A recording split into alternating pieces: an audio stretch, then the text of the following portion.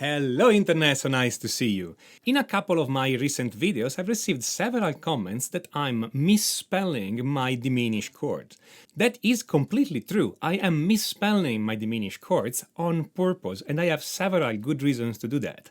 So let's see why it's that, and let's see especially what happens if I start spelling the chords correctly, and then you tell me if you want me to spell them correctly or not. Everything started when I spelled the C diminished chord as C, E flat, G flat, A. Now this spelling is technically wrong because you see this A note here, it's the sixth, the major sixth of C.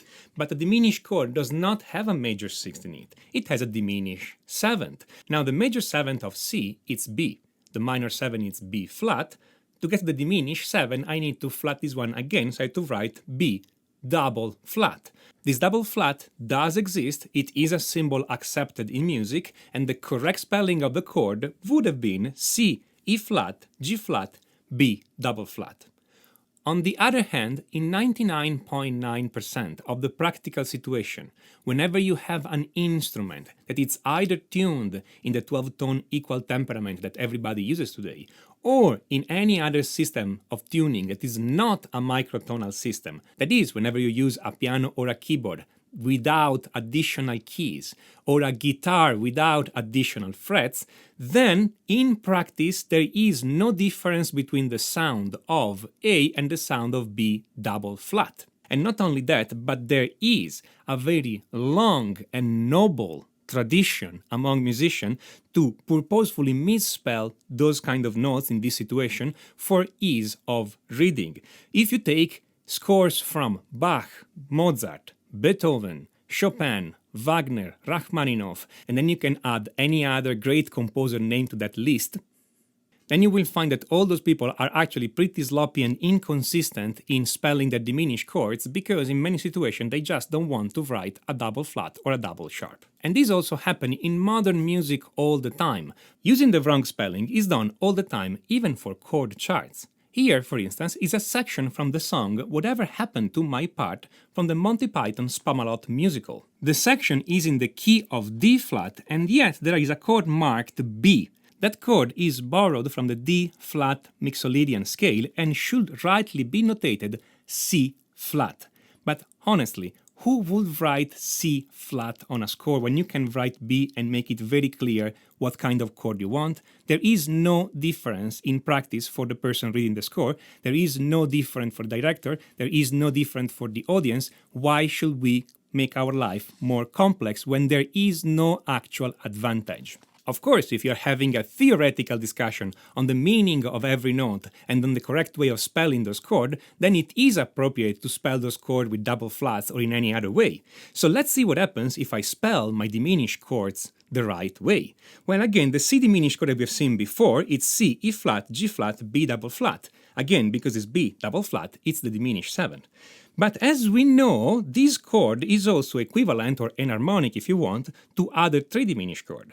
For instance, the C diminished chord has the same note as the E flat diminished chord, and the E flat diminished chord is spelled E flat, G flat, B double flat, and D double flat, because again, this last note must be the diminished seventh. I cannot simply call it a C note, it's a D double flat. Fair enough. An easier way to spell it would be to call this a D sharp diminished chord and write D sharp, F sharp, A, C. But then again, if this whole discussion starts from the fact that A is not the same as B double flat, then I cannot also say that E flat is the same as D sharp, even if again they sound the same. So we are stuck with a chord here that has two notes with double flats. But that gets worse, because the C diminished chord is also equivalent to a G flat diminished chord. And this chord should be spelled G flat, B double flat, D double flat, and F double flat, which is an incredible note. An easier way to spell this chord, if we could use an harmonic spelling, would be F sharp, A, C, E flat. I mean, this F double flat has a pitch lower than an E. It's a ridiculous note, but that's the correct way to spell a G flat diminished chord. But it gets even worse, because this C diminished chord, it's also equivalent to a B double flat diminished chord. And a B double flat diminished chord will be spelled B double flat, D double flat, F double flat, and an incredibly ridiculous A triple flat. Monster kill. Of course, an easier way to spell this chord would be A, C, E flat, G flat, which, incidentally, it's exactly the original spelling I've used. The thing is this. For all the people who don't know anything about double flats and double sharp, me spelling the C diminished chord as C, E flat, G flat, A is practically useful and immediately applicable, and they make no mistakes in their sound. Everything they play sound right. So there is no actual practical problem there. For all the people who instead know everything about double flats and double sharp and know the correct spelling of the C diminished chord, well, you guys already know the right answer to all these, and you understand perfectly what I mean to say when I write a C diminished chord as C, E flat, G flat, A.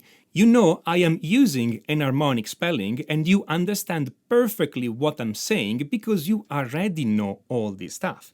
Now, some of those people fixated on formal correctness actually ask me, but why, Tommaso, don't you just explain double flats and double sharp in your video? Well, I'm doing this right now. But honestly, how many people do you think survived so far into this video? My aim is to reach as many people as possible and to explain things in the clearest possible way.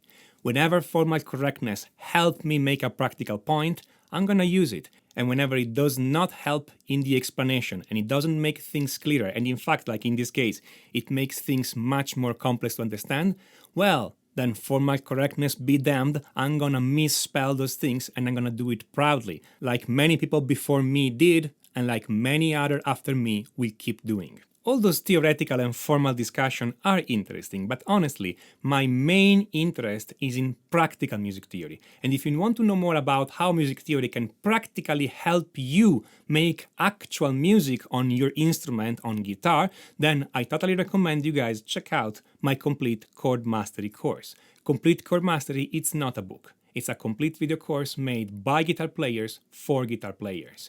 All the examples are made straight on the guitar. You see all the practical information that you need to actually make music with your instrument. All the theory is done on the fretboard and immediately practically applicable. If you want to unlock the mysteries of harmony on guitar, then Complete Chord Mastery is your course.